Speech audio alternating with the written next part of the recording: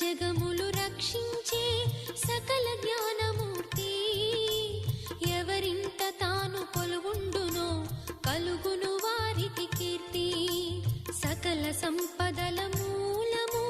సుమనోహరి లక్ష్మి శ్రీ చక్రవాసిని మాత శ్రీ విష్ణు ధర్మ పత్ని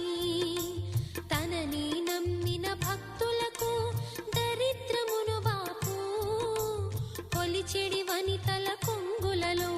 బంగారము నింపు అష్టలక్ష్ముల రూపున అవతారం దాల్చినది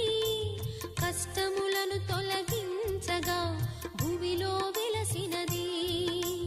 లక్ష్మీదేవి కథ శ్రీ లక్ష్మీదేవి కథ లక్ష్మీదేవి